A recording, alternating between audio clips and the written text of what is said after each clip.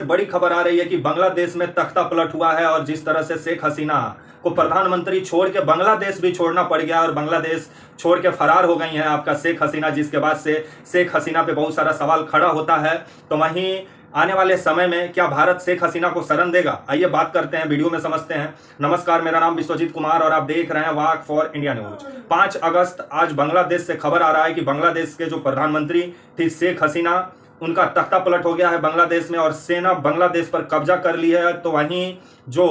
आपकी शेख हसीना है ये देश छोड़ के फरार हो गई हैं और इनका अभी जो हवाई जहाज है वो भारत के एयर स्पेस में मंडरा रहा है। और जिस तरह से खबर आ रहा है कि आने वाले समय में भारत सरकार और शेख हसीना के बीच बातचीत चल रहा है ताकि भारत शेख हसीना को शरण दे। तो देखने वाली बात होगी कि शेख हसीना को भारत शरण देता है कि नहीं। तो वहीं शेख हसीना का तख्ता पलट क्यों हुआ, क्योंकि इससे पहले जिस तरह से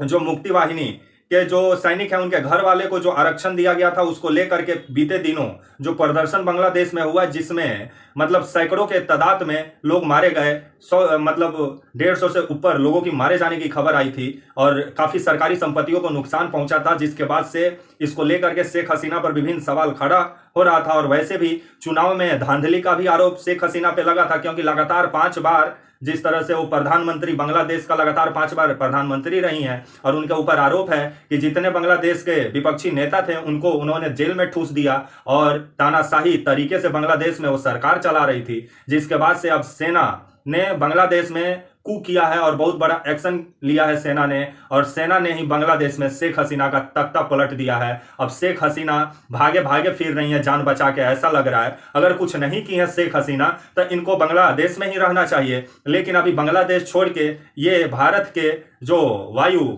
सीमा है उसमें इनका जो हवाई जहाज है वो मंडरा रहा है और भारत से मदद मांग रही हैं। तो क्या आने वाले समय में भारत शेख हसीना को मदद देता है कि नहीं, ये देखने वाली बात होगी। तो वहीं अभी सेना पूरे तरीके से कंट्रोल कर लिया है बांग्लादेश को, और जिस तरह से आने वाले समय में